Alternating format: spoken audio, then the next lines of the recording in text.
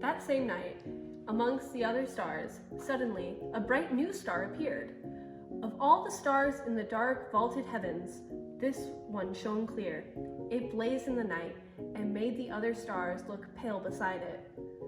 God put it there when his baby son was born, to be like a spotlight, shining on him, lighting up the darkness, showing people the way to him. You see, God was like a new father.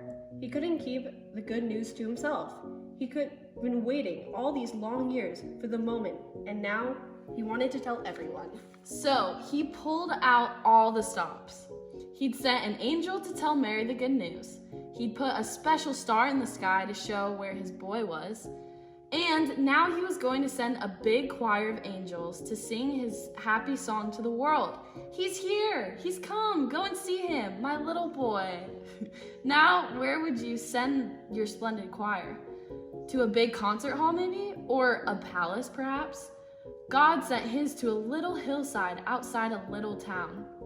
In the middle of the night, he sent all those angels to sing for a raggedy old bunch of shepherds watching their sheep outside of Bethlehem. In those days, remember, people used to laugh at shepherds and say they were smelly and call them other rude names, which I can't possibly mention here.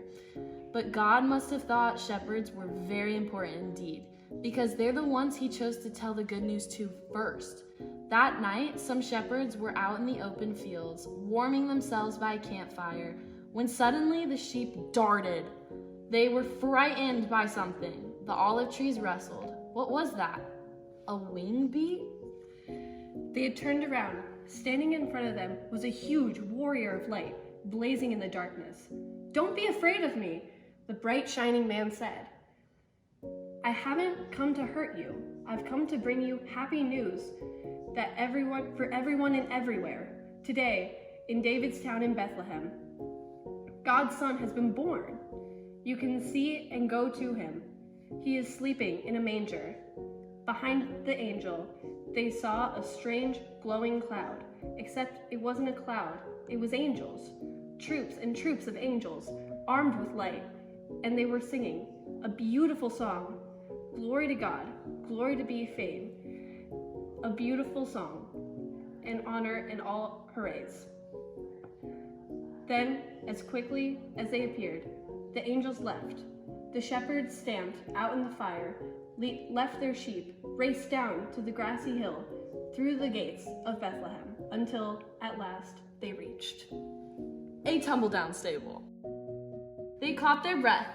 Then quietly they tiptoed inside.